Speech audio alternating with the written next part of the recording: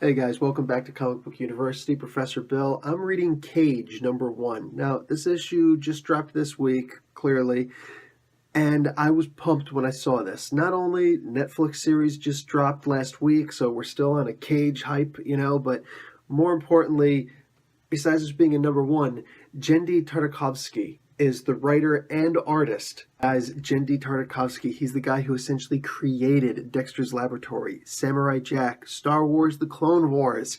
He's the guy who was put in charge and directed Hotel Transylvania 1 and 2. The guy's got multiple awards in animation and writing. He's an amazing guy with a fantastic history. He's still out there pumping out some good stuff, and now he's on this. So know that this is not one of those books to take seriously. You can see by the art on the front, and on the bottom it says Cage. Dig it? So this is going to be one of those fun comics, and I was able to read this entire comic inside of about 2 minutes, maybe 3 minutes max, because I would go back and reread some things because it was just too funny not to reread. So I'm just going to tell you at the first page right now.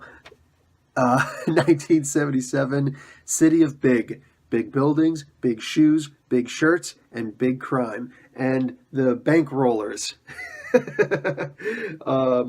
Just these guys, look like three guys on roller skates robbing banks and sticking it to the man.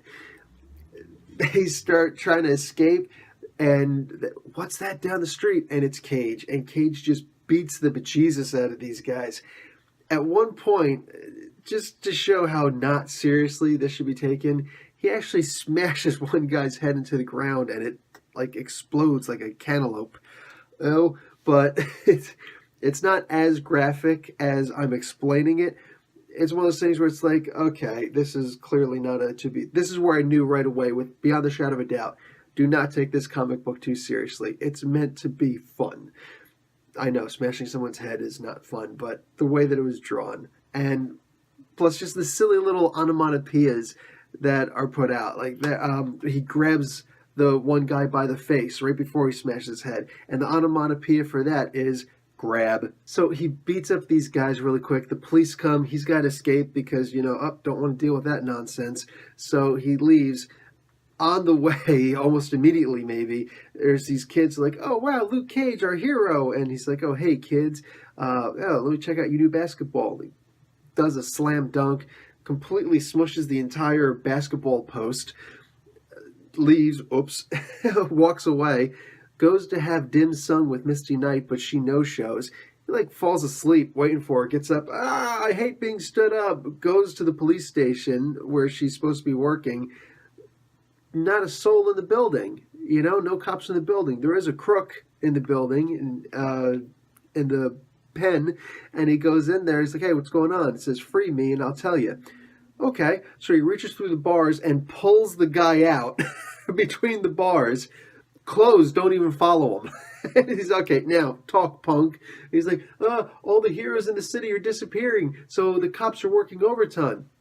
That's actually kind of cool. Like, when you think about it, the idea that heroes usually aren't being recognized for all the good that they do, only the bad that they do, specifically in the Marvel Universe, very realistic approach. But all they have to do is disappear for one lousy day, 1 hour maybe, and hey.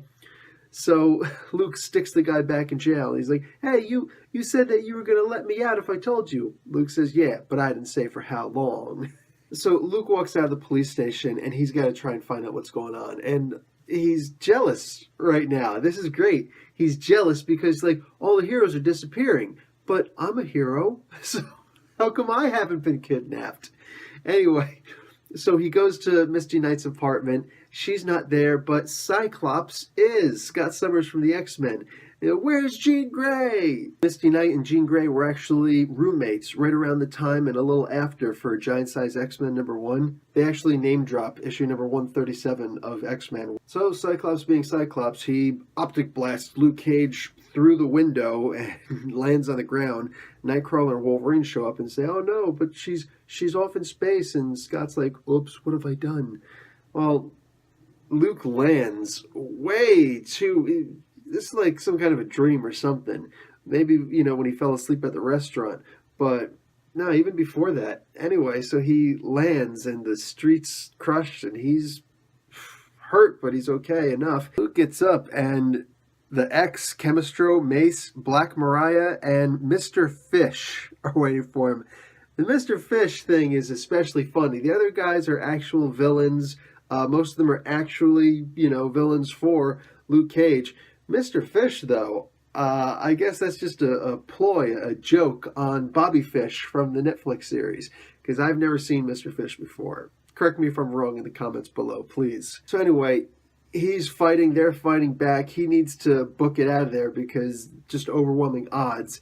Actually lifts up, that's where the lift onomatopoeia comes from, lifts up Black Mariah and throws her onto the other guys, is able to hop on the back of a truck and escape. Hops off, down the street or whatever.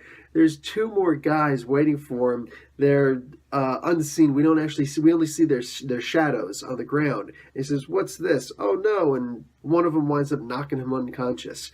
So that's actually how the comic ends. And it says, part 2 or issue number 2 is going to be Cage Hunted, and he's on an island. I guess it's going to be one of those the Deadliest Game kind of comics. So guys, I have got to give this easily a thumb and a half. Close. Oh, the fulcrum, it's actually right back, actually be right over here, and it's trying to come up, because this was a really good, fun comic.